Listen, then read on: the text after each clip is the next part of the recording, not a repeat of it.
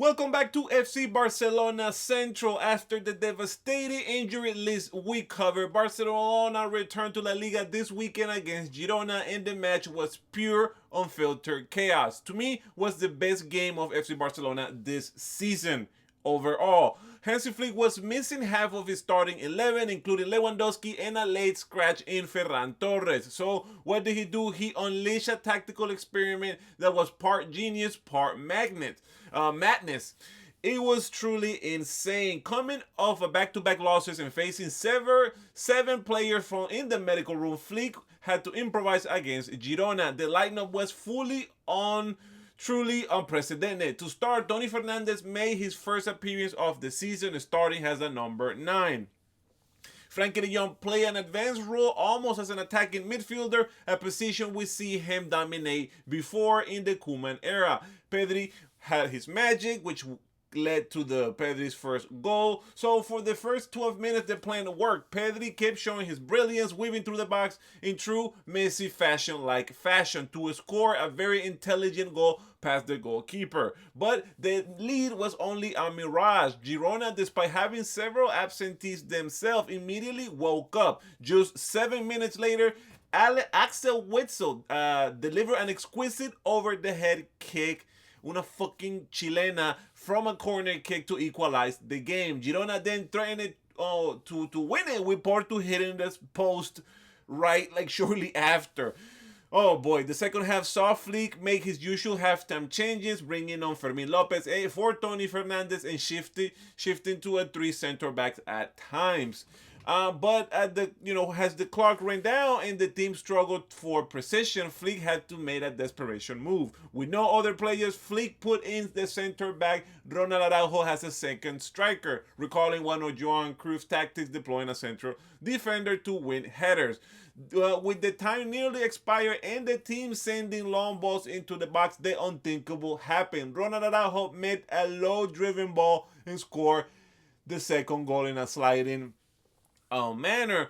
2-1 for Barcelona. It was definitely messy, chaotic victory, but it was salvaged 3 points, crucially for Barcelona to keep the hook, the hope, us on the hook on the top of the La Liga title for the rest of the season, and also with the Clásico coming up pretty soon, next La Liga match. So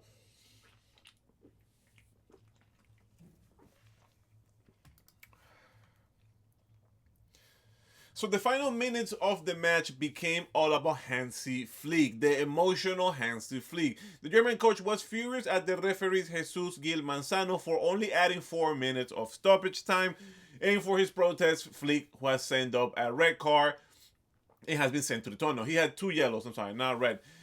This is devastating, and the expulsion meant that Hansi Flick no, this actually, it was a red card, a straight red card. This is devastating because the expulsion means that Hansi Flick will miss the next La Liga match, and the next match is El Clásico against Real Madrid. He's gonna have to watch it from the stands. But the red card couldn't contain, I guess, his emotions when Ronald Araujo hit the goal at the very end. Flick reported, you saw him, everybody saw him jump out of the tunnel with an explosive frenzy of celebration, making 2 sharp gestures that to some people seems a little bit inappropriate in Spain, but to Hansi Flick was normal. He spoke on the press conference that it was normal to him. He didn't think that it was going to be disrespected to the referee or anything. He was more calm when he said that, and he insisted that the wild reaction was simply due to the intense pressure and not directly at anyone, and at least the referee. Hated or loved it, Hansi Flick explosion showed the raw heart and pride he needed to win the match that was slipping away. He took a massive tactical risk with Araujo, and it paid off, turning him into a genius that expelled into a genius in seconds. I mean, an expelled genius in seconds. So it wouldn't have been dramatic if Barcelona wouldn't have any referee controversy or any calls being, for speculation, especially with Gil Manzano on the pitch. In the second half, the referee controversially disallowed a goal by Cubarsí, claiming that Eddie Garcia had fouled the defender while the ball was in the corner. That was kind of BS. But even worse, there was a clear handball on Marcus Rashford on the box when he was completely ignored by the referee and by the VAR. So not very happy with the referee in here. It was a very close game. I hate to like blame it on the referee, but some calls were just crazy. That red card to Hansi Flick, that was wild, and perhaps Le Barca will go ahead and appeal this red card. Hopefully, they bring it down to a yellow card because Hansi Flick did not look that crazy on the stands. But despite the drama, the match gave us some necessary good news.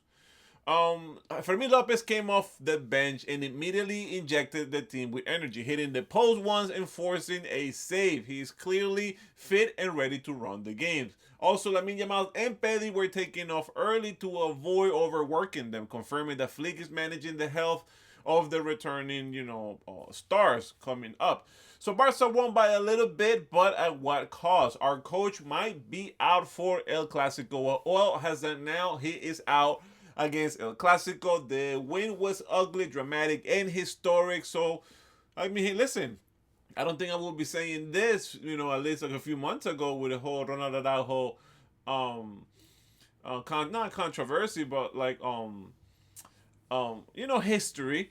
But thanks to him, thanks to Ronald Araujo, the price was pretty high, for moving him into as a, you know, as a striker. But what do you make of Hansi Flick expulsion and about his wild celebration, or his celebration in general? It was pure emotion, or was he? I don't think it was directed to the referee. And with a Flick on the bench, how do you think the team is going to manage the pressure at the Bernabeu? The next video I'll bring to you guys will be an update on La Liga standings and preparation for our next UEFA Champions League game. Until next time, and Visca Barça.